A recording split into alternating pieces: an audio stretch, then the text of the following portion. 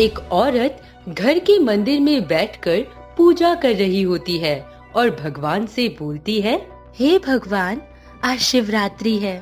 आज के दिन सारी कुंवारी लड़कियां आपका व्रत करती हैं ताकि उनको एक अच्छा जीवन साथी मिल सके।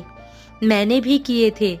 लगता है मानव जी के रूप में मुझे मेरे व्रतों का फल मिल गया।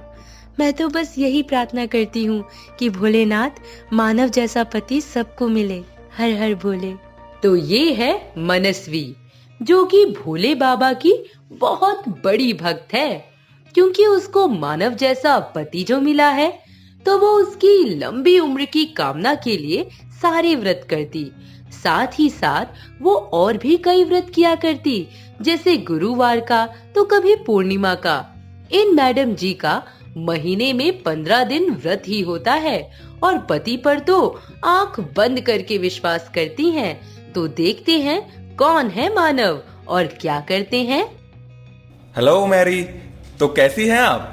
आपके बिना बस एक जिंदा लाश बनकर रह गई हूँ। सब मुझ पर मरते हैं ये तो मुझे पता था, पर आप भी मुझ पर मरती हैं ये मुझे नहीं पता था। Shut up. इतना बोल मैरी अपने कैबिन में चली जाती है और मानव भी उसके कैबिन में चला जाता है और डोर पर नॉक करता है। Yes, who is this? Marry me. What? अरे नहीं, वो मेरा मतलब है कि वो मैं क्या बोल रहा था कि वैसे ऑफिस के सारे लड़के तो आप पर मरते हैं और लड़कियां मुझ पर।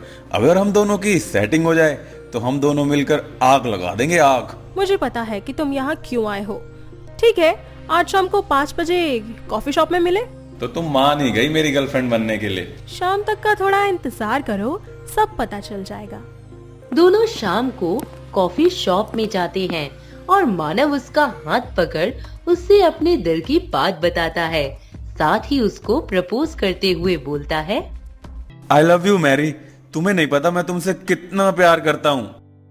वैसे ये चीप लाइन कितनी लड़कियों को बोल चुके हो पहले? अरे नहीं, तुम पहली हो। मैंने आज तक किसी को ये नहीं बोला। वैसे मैं बहुत शरीफ लड़का हूँ, तुम चाहो तो मेरी गली में बच्चे बच्चे से पूछ सकती हो। आज तक मेरी एक भी गर्लफ्रेंड नहीं बनी क्योंकि मेरे माँ बाप ने मेरी शादी उस पुजारन से कर दी थी। मैरी को उस पर विश्वास हो जाता है और वो उसका प्रपोजल अपना लेती है। मानव अपनी बेबी को धोखा देकर अपनी गर्लफ्रेंड के साथ क्लब जाता है, जहाँ वो उसके साथ खूब मस्ती और अय्याशी करता है। और रात को जब वो घर आता है तो मनस्वी बोलती है, आ गए आप? आइए, मैं आपके लिए खाना लगा देती हूँ। वैसे आज आप बहुत लेट हो गए हैं। हाँ, वो ऑफिस में आज थोड़ा ज्यादा काम था। ऐसे ही वो अपनी बीवी की आंखों में धूल झोंकने लगता है और मैरी के साथ कभी मॉल जाता तो कभी क्लब। ऐसे ही एक दिन क्लब में मैरी और वो एक दूसरे के बेहद करीब आ जाते हैं और एक दूसरे को किस करते हैं, जिसके बाद दोनों अपना आपा खो बैठते हैं। कुछ ही देर बाद होश में आने पर मानव को ये सब कुछ ठीक नहीं लगता, तो वो मैरी को छोड़ वहाँ से अपने घर चला जाता है, जहाँ मनस्वी उसको संभालते हुए बोलती है, आराम से। मनस्वी, अगर तुम्हें कोई बोले कि तुम्हारा पति तुम्हें धोखा दे रहा है तो तुम क्या करोगी? क्या करूंगी? उसी वक्त उससे दूर हो जाऊंगी, क्योंकि मुझे पता है आप मुझे कभी धोखा नहीं दे सकते। खुद भगवान भी आकर बोले ना, मैं तब भी नहीं मानूंगी। हाँ। मेरी शर्ट पर लिपस्टिक के निशान है, तुम पूछोगे नहीं किसके हैं ये? नहीं, बिल्कुल नहीं, क्योंकि मुझे आप पर पूरा विश्वास है। और ये लिपस्टिक और आपकी शर्ट पर बाल तो मैं रोज देखती हूँ, पर मुझे पता है कोई लड़की है जो आपके पीछे पड़ी होगी, है ना? सही बोल रही हूँ ना मैं? मानव थका हुआ होने की वजह से उसकी बातों का कोई जवाब नहीं देता और सो जाता है। अगली सुबह वो फिर से ऑफिस जाता है, जहाँ मैरी उसके कमरे में आकर उसको पीछे से पकड़कर बोलती है, आई लव यू मानव। और तुम कल कहाँ चले गए थे यूं मुझे अकेला छोड़कर? वैसे आज ना मुझे शॉपिंग करने जाना है, तो क्यों ना ऑफिस के बाद हम दोनों साथ चले? दोनों ऑफिस के बाद एक बार फिर से मॉल जाते हैं, जहां मनस्वी भी आई होती है और वो उन दोनों को साथ में देख लेती है। कि वो दोनों एक दूसरे का हाथ थामे हुए थे और बिना कुछ बोले वो वहाँ से चली जाती है। रात को जब मानव घर आता है तभी मनस्वी उससे बोलती है, आज ऑफिस के बाद कहीं गए थे क्या? अरे नहीं, मैं कहाँ जाऊंगा। वैसे आज तक तुमने कभी इतनी पूछताछ की नहीं मुझसे। वो आज मैं गई थी तो वहाँ पर एक कपल को देखा ना, तो मुझे आपकी याद आ गई थी, बस इसलिए। थोड़ी देर बाद दोनों अपने रूम में जाकर सो जाते हैं और मनस्वी आधी रात में उठकर चुपके से जाकर मानव की कार में छोटा सा माइक और पेन कैमरा रख देती है। अगली सुबह मानव ऑफिस जाता है और ऑफिस के बाद रोज की तरह वो मैरी के साथ घूमने निकल जाता है, जहाँ सुनसान रास्ते में मैरी गाड़ी रुकवाकर मानव के पास आने लगती है और वो दोनों गाड़ी में ही किस करते हैं और एक बार फिर एक दूसरे में खो जाते हैं। और दूसरी तरफ मनस्वी ये सब अपने लैपटॉप में देख रही होती है तो उसे बहुत बड़ा झटका लगता है, क्योंकि उसने कभी नहीं सोचा था कि मानव उसके साथ कुछ ऐसा कर सकता है। ये सब देख वो बहुत ही ज्यादा रोने लगती है, जिसके बाद वो घर के मंदिर में जाकर भगवान से बोलती है, लगता है मेरी पूजा और प्यार में कोई कमी रह गई थी, तभी तो आज। थोड़ी देर बाद मानव घर आता है और मनस्वी को मंदिर में पूजा करता देखता है और बिना कुछ बोले वो वहाँ से अपने रूम में जाकर सो जाता है। वही मनस्वी उसके जूते उतार उसके माथे को चूमती है और एक खत लिखती है। हर रोज की तरह मानव ऑफिस जाता है, पर इस बार वो ऑफिस जल्दी पहुँच जाता है, जहाँ वो मैरी का असली रूप देखता है और उसकी बातें सुनता है। डार्लिंग, आपके लिए तो मैं पूरी दुनिया छोड़ दूं, तो वो मानव क्या चीज है। बस इसी तरह मुझे नोटों की बड़ी बड़ी गड्डी देकर आप खुश कर दिया करो और फिर मैं सिर्फ और सिर्फ आपकी। ये सब कुछ सुनकर उसको शौक लगता है और उसे खुद से चिढ़ होने लगती है। साथ ही उसे अपनी गलतियों का भी एहसास होता है और वो माफी मांगने के लिए मनस्वी के पास घर जाता है। जैसे ही वो घर के दरवाजे पर पहुंचता है, वो मनस्वी को मरा हुआ पाता है। ये देख उसके पैरों तले की जमीन खिसक जाती है। साथ ही वो मनस्वी के हाथ में एक खत देखता है जो उसने मानव के लिए लिखा होता है। आपकी कोई गलती नहीं है, शायद मेरे ही प्यार और तप में कोई कमी रह गई थी, तभी आपको गैरों की बाहों में जाना पड़ा, पर मैं आपको किसी और का होता हुआ और बर्दाश्त नहीं कर सकती, इसीलिए आपकी जिंदगी से हमेशा के लिए जा रही हूँ, जहाँ मुझे कोई ना ढूंढ सके। मुझे मेरी गलतियों के लिए माफी मांगने का एक मौका तो दिया होता मनस्वी। मुझे मेरे गुनाहों की इतनी बड़ी सजा क्यों दे रही हो तुम? आज मुझे जब तुम्हारी सबसे ज्यादा जरूरत है तो तुम मुझे इस तरह छोड़कर जा रही हो। मुझे माफ कर दो मनस्वी, प्लीज। मानव अपनी बीवी को पकड़कर बेइंतहा रोता है, पर क्या कर सकते हैं जब चिड़िया चुग गई खेत। ये उसकी सजा थी जो शायद भगवान ने खुद उसको दी थी, अपनी मासूम बीवी के दिल के साथ खेलने की सजा। शर्मा परिवार के डाइनिंग टेबल पर भारी सन्नाटा छाया हुआ है। कामिनी देवी की आंखें अपनी थाली में रखे अजीब से भूरे पदार्थ पर टिकी हुई हैं। ये क्या है? आटे की खीर माँ जी, आप ही तो कहती हैं आटा ही सबसे बड़ा ईमान है। मैंने सोचा आपको खुशी होगी। क्या मजाक चल रहा है इस घर में? हर चीज में आटा आटा आटा। अरे कोई मुझे पानी। अरे कोई मुझे पानी। कामिनी देवी का चेहरा लाल होता जाता है। वो अचानक कुर्सी से गिर जाती है। चारों तरफ हड़कंप मच जाता है। 6 महीने पहले दिल्ली के मध्य वर्गीय परिवार में पली बढ़ी अदिति की शादी हो चुकी है। शादी के बाद उसका आना शर्मा परिवार में हुआ। माँ, पापा, ये अदिति है, मेरी पत्नी, बनारस की है और खाना बहुत अच्छा बनाती है। इतनी पतली दुबली, हमारे परिवार की बहुएं हमेशा सेहतमंद रही हैं। अरे कमीनी, मेरा मतलब है कामिनी। अरे क्या कर रही हो? अरे बच्ची है, अभी अभी आई है, सांस तो लेने दो। नमस्ते माँ जी। देखो बहू, हमारे घर के कुछ नियम हैं। सबसे पहला नियम सुबह जल्दी उठना, दूसरा रोज पूजा करना, और तीसरा सबसे महत्वपूर्ण, खाने में सिर्फ आटा, चावल तो बिल्कुल भी नहीं बनेंगे। सिर्फ आटा, चावल बिल्कुल भी नहीं? बिल्कुल नहीं, आटा ही सबसे बड़ा ईमान है। चावल खाने से आलस आता है, शरीर सुस्त रहता है। हमारे परिवार में 40 साल से सिर्फ आटा ही आटा है। हाँ भाभी, माँ तो आटे की देवी है। उनका तो फेवरेट डायलॉग भी है, जहाँ आटा वहाँ आत्मा। अच्छा, ये है आटा माता। जय हो माता की। रात के खाने के दौरान अदिति को पहला सदमा लगता है। टेबल पर सिर्फ आटे की रोटियां, आटे का हलवा और आटे से बनी सेव। माँ जी, दाल चावल नहीं है? दाल है, चावल क्यों चाहिए? रोटी के साथ दाल खाओ। हमारे घर में चावल नहीं बनते। अदिति मुश्किल से खाना खा पाती है। रात को अपने कमरे में विशाल के साथ। विशाल, सारी जिंदगी सिर्फ आटा? मुझे तो चावल, बिरयानी, पुलाव सब पसंद है।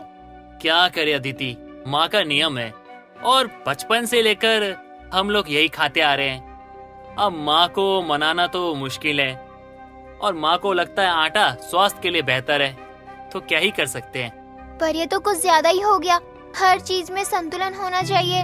हाँ, ज्यादा तो हो रहा है, और मैं समझता भी हूँ कि तुम क्या कहना चाह रही हो, लेकिन क्या कर सकते हैं, माँ है वो, और मेरे हालात ऐसे नहीं है कि मैं माँ को कुछ बोल सकूं, क्योंकि मेरी माँ का गुस्सा ना बहुत खतरनाक है, इसलिए मैं उन्हें कुछ कह नहीं सकता। तुम ना थोड़ा समय दो, सब कुछ ठीक हो जाएगा। अदिति रात भर सोचती रहती है कि क्या वो इस अजीब से नियम को कभी बदल पाएगी। 2 हफ्ते बीत गए। अदिति रोज आटे की रोटियां बनाकर परेशान हो चुकी है। आज उसने हिम्मत करके रात के खाने में थोड़ा बदलाव करने का सोचा। आज मैंने स्पेशल कश्मीरी पुलाव बनाया है सबके लिए। ये क्या है? ये चावल है हमारे घर में?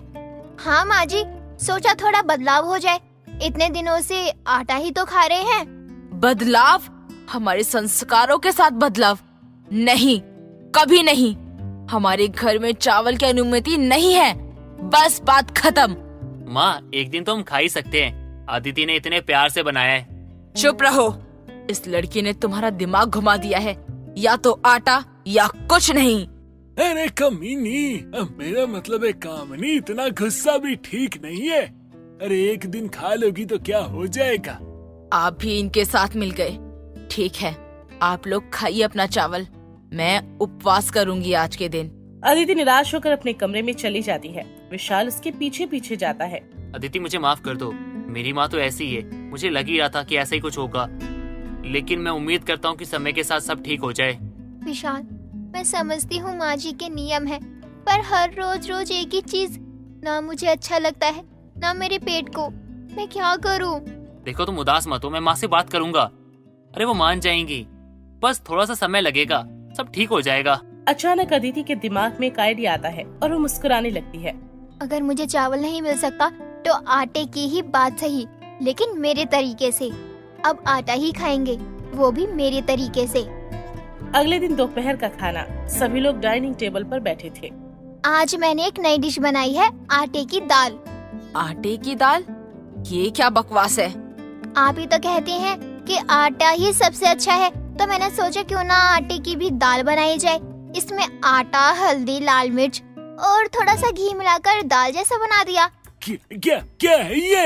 है क्या है? ना ये दाल दाल जैसी लग रही है, ना रोटी रोटी जैसी। अरे क्या बना दिया? इसे खाऊं तो कैसे खाऊं? वाह भाभी, क्या आविष्कार किया है आपने। जरा मुझे भी तो चखने दो। ये मजाक है? तुम मेरा अपमान कर रही हो। नहीं माँ जी, मैं तो आपके आटा प्रेम को नई ऊंचाइयों पर ले जा रही हूँ। कल आटे की सब्जी बनाऊंगी। अदिति, ये क्या कर रही हो तुम? बस थोड़ा सबक सिखा रही हूँ, धैर्य रखो। अगले दिन अदिति ने आटे की सब्जी बनाई। आटे को पानी में मिलाकर हरी मिर्च और टमाटर डालकर। फिर अगले दिन आटे का पनीर, आटे को जमाकर काटा हुआ। फिर आटे का राजमा, आटे का हलवा, ऐसी अजीब डिशेस बनाकर उसने पूरे परिवार को परेशान कर दिया। और एक दिन डिनर पर, भाभी प्लीज मुझ पे तो रहम खाओ। मेरी शक्ल देखो, मुझे ना इस आटे से ना एलर्जी से हो गई है। वैसे भी भाभी, मैं कॉलेज में ना ठीक से पढ़ भी नहीं पा रही हूँ। हाँ बेटी, बहुत हो गया। अब बस कर बेटा, अरे हम थक गए हैं। अरे कैसा अजीब अजीब सा खाना खिलाती है तू हमें। अरे कभी कभी लगता है मैन वर्सेस वाइल्ड में जाकर और बियर ग्रिल्स के साथ और बैठ के खाना खा लूं। अरे कम से कम कीड़े मकोड़े ही खाऊंगा, टेस्ट तो अलग मिलेगा। इसमें तो टेस्ट ही नहीं है। अदिति क्या कर रही हो तुम? हम सब परेशान हो चुके हैं। मैं तो बस आटे का महत्व बता रही हूँ। माँ जी कहती है आटा ही सबसे बड़ा ईमान है, तो मैं क्यों पीछे रहूं?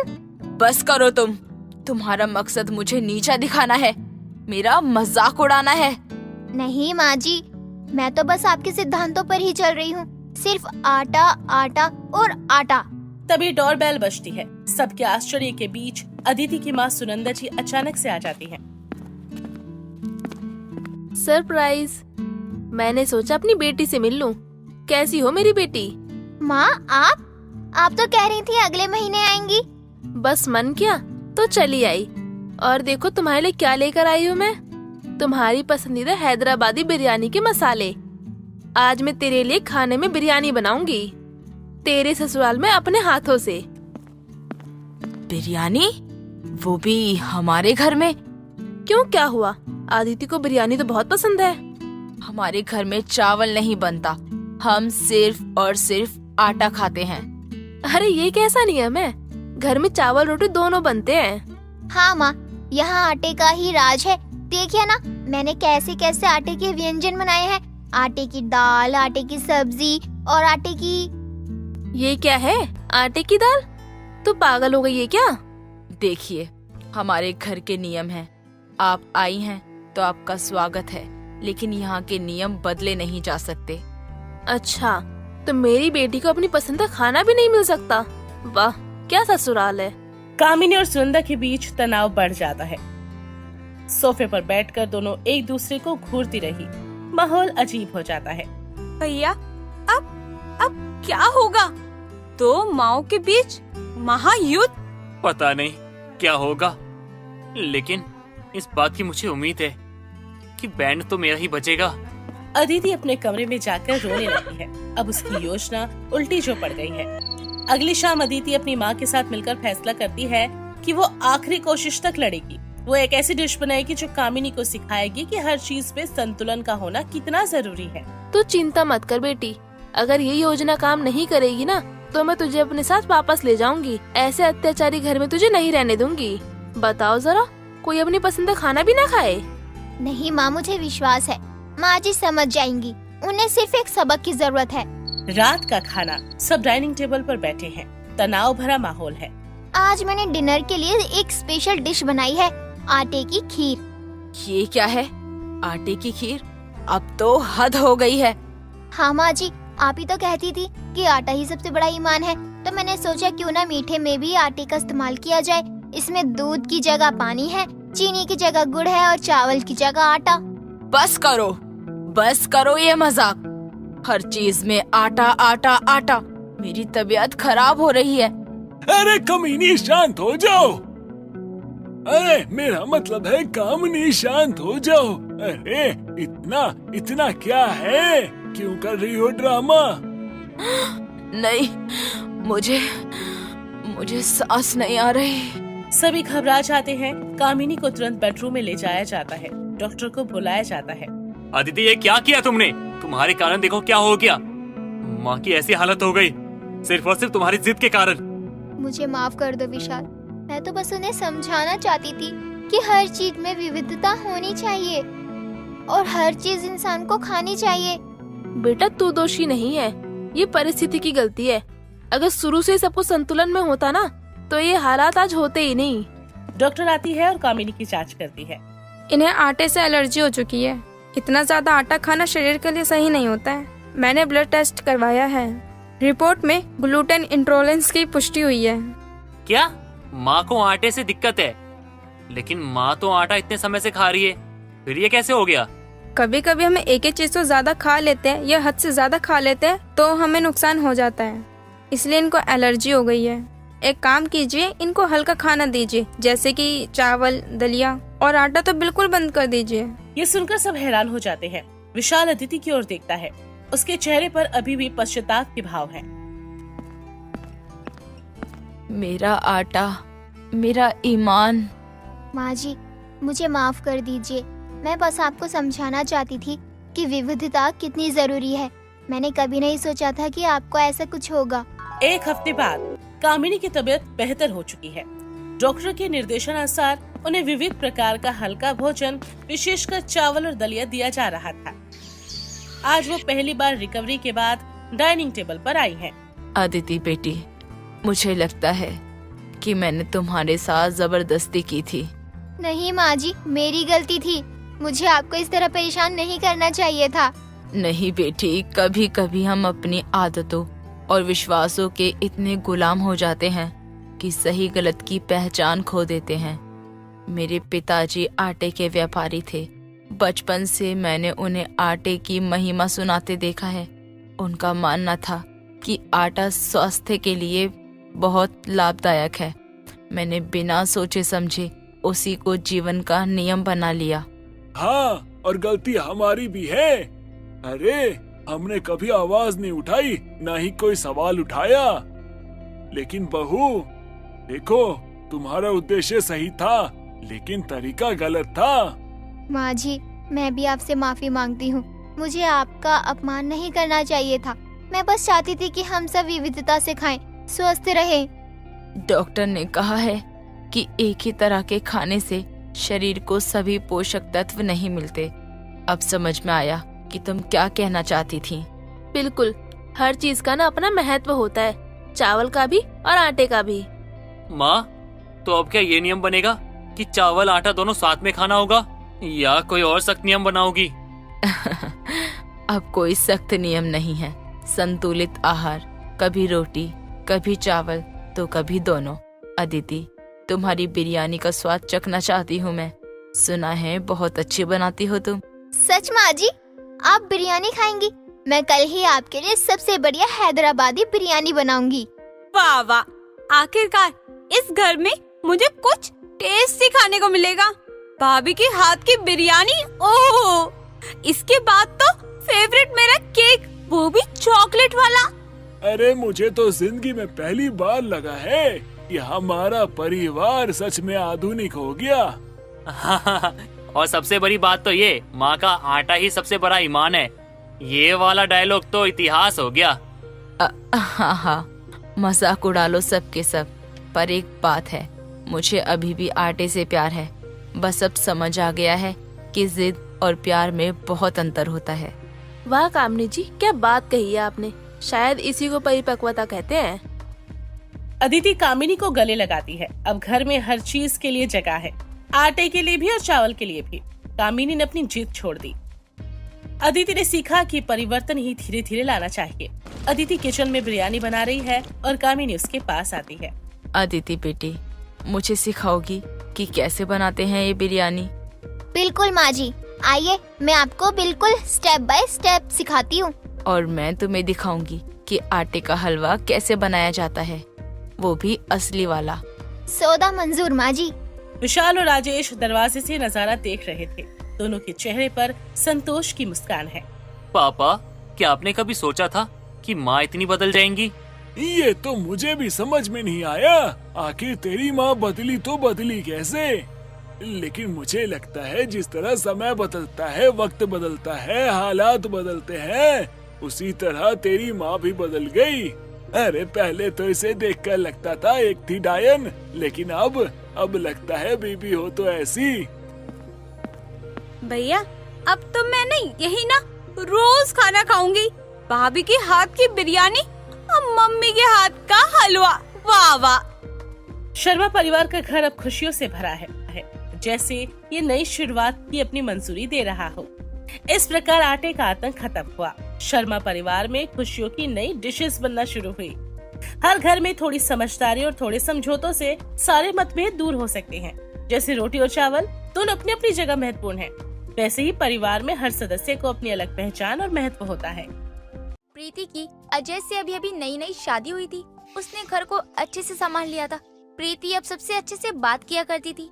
लेकिन अब प्रीति अपनी ननद से नहीं घुली मिली थी, क्योंकि प्रीति मोटी थी और काजल पतली थी, जिस वजह से वह अपनी भाभी को कुछ खास पसंद नहीं करती थी। ऐसे ही एक दिन उसकी सास कोकिला बाजार से एक सूट लेकर आती है, जिसे वो प्रीति को और काजल दोनों को दिखाती है और कहती है, अरे मैं एक सूट लेकर आई हूँ, देख लो दोनों में से किसको आएगा, जिसे आए वो पहन लेना। वो तो ठीक है माँ जी, पर आप क्या लाई हो? मुझे अच्छा लगा तो मैंने बस सूट ले लिया।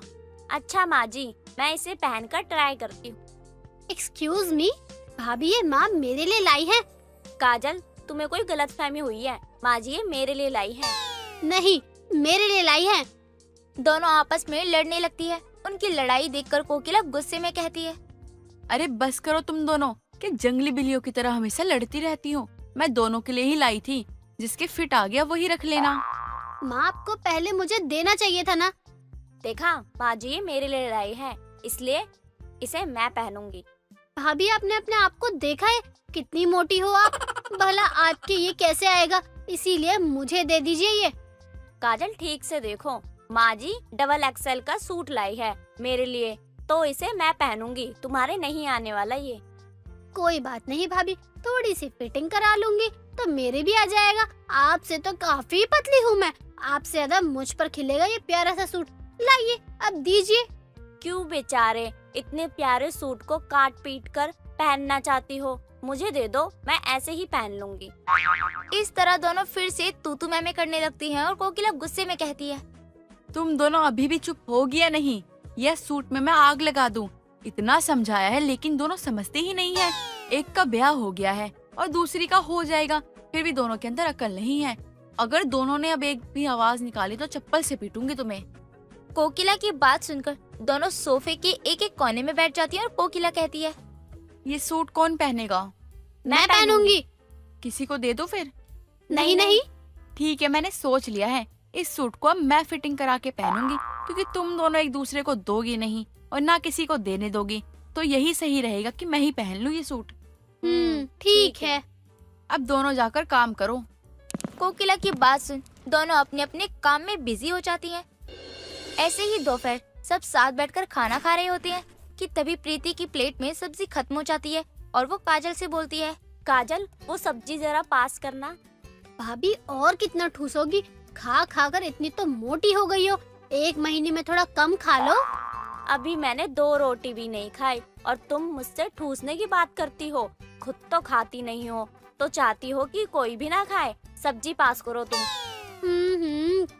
खाइए खाइए भाभी, वैसे भी आप चाहे मोटी हो या पतली, आई डोंट केयर। तुम दोनों चुपचाप खाओगी या मैं बताऊं तुम्हें अभी? कोकिला की बात सुन दोनों चुपचाप खाना खाने लगती हैं। कुछ देर बाद जाकर प्रीति टीवी ऑन करती है। इतने में काजल रिमोट को उठाकर चैनल को चेंज कर देती है, जिसे देखकर प्रीति कहती है, काजल मैं अपना सीरियल देखने आई हूँ, इसलिए टीवी चलाया है, इसलिए रिमोट वापस दो। भाभी रिमोट मैंने पकड़ा है, इसीलिए मैं अपने सीरियल देखूंगी, आप नहीं। काजल लड़ने वाले काम मत करो, माँ जी वैसे ही गुस्सा है, प्लीज रिमोट दो, एक सीरियल देखने दो, फिर चाहे पूरे दिन रिमोट अपने पास रखो, मुझे फर्क नहीं पड़ता, क्योंकि मैं तुम्हारी तरह फ्री नहीं रहती, यही टाइम मिलता है मुझे। हाँ तो क्या मेरे पास बहुत सारा टाइम है जो मैं बाद में देखूं? मेरे पास भी यही टाइम है, आप मुझे देखने दो। तुम मुझे दे रही हो या नहीं? अगर नहीं दोगी तो जबरदस्ती रिमोट छीन लूंगी और उस पर बैठ कर ना उसका पापड़ बना दूंगी। मैं नहीं देने वाली ही रिमोट, आपको जो करना है कर लीजिए। झगड़े की आवाज सुनकर जैसे ही कोकिला आती है और जैसे ही दोनों देखती हैं तो दोनों एक दूसरे को हक करके टीवी देख रही होती हैं और तभी प्रीति बोलती है, ओ मेरी प्यारी सी ननंद, आज क्या बनाऊं तुम्हारे लिए? भाभी आज आप अपने पसंद का बना लो, हम दोनों एक साथ खाएंगे। ठीक है पायल। चलो शुक्र है दोनों शांत तो हैं और प्यार से भी रह रही हैं। ये देखकर वो चली जाती है। दरवाजे की तरफ देखकर दोनों एक दूसरे को धक्का देकर कहती हैं, बस बस और चिपकने की जरूरत नहीं है, माँ चली गई है, अब ये नौटंकी बंद करो। तो तुम्हें क्या लगता है कि मुझे तुमसे ज्यादा चिपकने का शौक है? वो मैंने माँ जी को आता हुआ देखा था, इसलिए तुमसे एक्टिंग करने के लिए बोला। हाँ हाँ सब पता है मुझे। तभी काजल की फ्रेंड का कॉल आता है और वो कहती है, आपकी किस्मत अच्छी है, मेरी फ्रेंड का कॉल आ गया, अब आप ही देख लो अपना बोरिंग सा सीरियल, मासूम ननंद और भड़काऊ भाभी। चलो बढ़िया है, अब आराम से सीरियल देखूंगी। कुछ देर बाद काजल वापस आती है तो देखती है कि उसकी भाभी टीवी देखकर सैंडविच खा रही होती है। ये देखकर वो फिर से ताना मारते हुए कहती है, हे भगवान, सच में भाभी आप बहुत भुक्कड़ हो। अरे और कितना खा खा कर मोटी होना चाहती हो, कमर से कमरा बना लिया आपने। थोड़ा तो मेरे भैया का राशन पानी बचाइए। तुम्हें क्यों इतनी मिर्ची लग रही है? मैं खाऊं या ना खाऊं? जब तुम्हारे भैया को मुझसे कोई प्रॉब्लम नहीं है, माँ जी को मुझसे कोई प्रॉब्लम नहीं है, तो तुम इतना क्यों बोल रही हो? चलो एक बार को मान लो मैं खाती हूँ इसलिए मोटी हूँ, और तुम्हें मेरे खाने में क्या दिक्कत है? अरे पड़ोसी मुझे बाहर बोलते हैं कि मैं तुम्हें कुछ खाने को नहीं देती। उन्हें क्या पता कि मैडम साहिबा खुद खाना नहीं खाती हैं। मैं तो कहती हूँ काजल, थोड़ा खाना शुरू कर दो। पता चले कल तुम्हारे भैया ने तुम्हें बाइक पर पीछे बैठाया और तुम उड़ गई हवा से। हो गया आपका? सुना लिया? निकाल ली अपने दिल की भड़ास? भड़ास नहीं निकाली, जो तुमने कहा वही कहा है मैंने। ऐसे ही आप अपनी चिंता करिए, कहीं आपके मोटापे की वजह से भैया आपको छोड़ ना दे। तुम्हारे भैया को मैं अच्छे से जानती हूँ, वो ऐसे नहीं है। चिंता तो तुम्हें अपनी करनी चाहिए। थोड़ा वेट बढ़ाओ। तुम्हारे साथ सोई थी उस दिन तो मुझे तुम्हारी हड्डियाँ चुभ रही थी। तुम्हारे शादी होगी तो पति तो कमरे से बाहर ही निकाल देगा तुम्हें। दोनों झगड़ ही रहे होते हैं कि अजय ऑफिस से वापस आ जाता है तो प्रीति के लिए एक स्लीपर लाता है और कहता है, प्रीति देखो मैं तुम्हारे लिए स्लीपर्स लेके आया हूँ। अच्छा अजय, दिखाइए ना फिर। ये बोलकर वो देखता है कि प्रीति स्लीपर पहनने की कोशिश करती है, मगर उसके पाँव में वो नहीं घुसती, क्योंकि अजय प्रीति के पैर के साइज से कम साइज वाली स्लीपर ले आता है। मगर वो फिर भी उसे जबरदस्ती पहनती है, जिसे देखकर काजल कहती है, भैया मुझे ही दे दो, मेरे आ जाएगी। ये बोलकर जैसे ही स्लीपर पहनती है वो काजल के पैर में बिल्कुल फिट आ जाती है। ये देखकर प्रीति किलस जाती है और काजल पूरे घर में वो स्लीपर पहनकर घूमती है। कुछ देर बाद कोकिला दोनों को कहती है, अरे बहू काजल दोनों सुनो, छत पर बहुत सारे कपड़े हैं और आंधी आई हुई है तेज, कपड़े उड़ जाएंगे, जाकर जल्दी से ले आओ। दोनों कोकिला की बात को सुनकर छत से कपड़े उतारने जाती हैं। तभी मजाक उड़ाते हुए प्रीति कहती है, काजल आराम से कपड़े उतारना, कहीं ऐसा हो हवा के साथ तुम भी उड़ जाओ। काजल ग्रिल के पास से कपड़े उतारने जा ही रही होती है कि उसकी स्लीपर से पैर फिसल जाता है और वो छज्जे पर लटक कर चिल्लाने लगती है। उसकी आवाज सुनकर प्रीति उसे देखते हुए कहती है, अरे काजल तुम सच में उड़ गई क्या? भाभी मजाक का टाइम नहीं है, मेरा पैर फिसल रहा है, प्लीज मुझे जल्दी बचाओ, कहीं मैं भगवान को प्यारी ना हो जाऊं। हाँ हाँ बचाती हूँ। इतना बोलकर प्रीति उसे अपना हाथ देती है और उसे ऊपर खींच लेती है, जिससे उसकी जान बच जाती है। तो वो कहती है,